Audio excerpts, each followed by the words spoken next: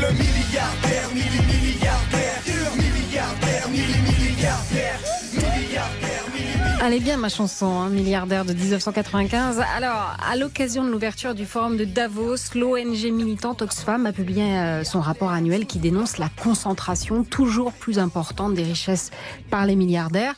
En France, les milliardaires se seraient enrichis de plus de 200 milliards d'euros depuis le début de l'épidémie. Alors, pour bien comprendre de quoi on parle, quelques mots de Martial You, le chef du service éco de RTL.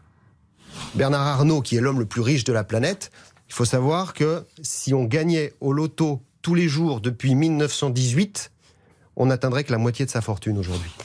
Voilà, je crois que c'est clair. Alors, l'occasion évidemment pour Marine Tondelier, la nouvelle patronne des Verts, de faire un petit discours. Non, les milliardaires, ça ne sert à rien.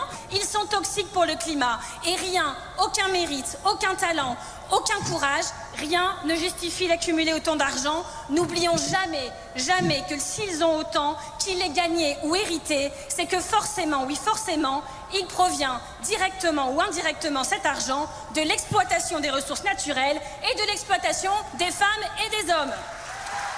Voilà, comme ça c'est clair. Alors, c'est une spécificité française, cette haine du riche ou de l'argent, ou je ne sais pas comment la qualifier. C'est de la pure démagogie, comme le disait Alba Ventura sur RTL cette semaine, Juan Rosé. Ou... Il y a beaucoup de démagogie. Je dirais, venez en Espagne, si on ne veut pas de vous en France, on vous accueille en Espagne. Alors pourquoi on vous accueille en Espagne? Parce que vous parlez des milliardaires, mais nous n'avons qu'un seul milliardaire en Espagne. Ah un bon? seul. Oui, et je vous explique pourquoi. Alors, lui, il pèse 53 milliards. Alors, c'est Amancio Ortega, le propriétaire des Zara, du groupe Inditex. Ouais. Alors, lui, c'est le vrai milliardaire, le milliardaire riche. Et puis, après le deuxième, qui est sa fille d'ailleurs, elle ne pèse que 5 milliards. Donc, entre le premier et le deuxième, il y a 50 milliards de différence. Donc, on a des milliardaires, mais pauvres, si vous voyez un peu près. Hein? Donc, venez du côté espagnol. Il y a aussi de la haine vers les milliardaires, forcément. Mais, de toute façon, eux, ils ont trouvé la parade.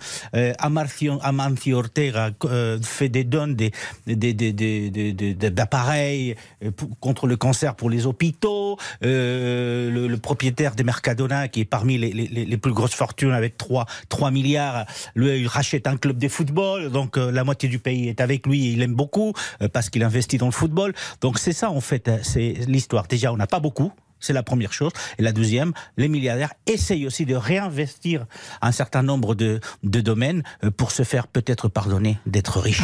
Alors, selon Classement Challenge, en France, il y a plus de 100 milliardaires. 544 milliards d'euros et demi, c'est le montant cumulé de la fortune des milliardaires en France.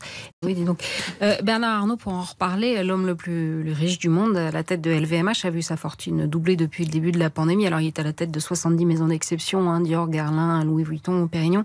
C'est, en 2018, le 3e plus grand employeur français. Plus de 145 000 employés. Il embauche entre 2500 et 3000 personnes par an. Est-ce qu'on peut dire réellement que les milliardaires ne servent à rien?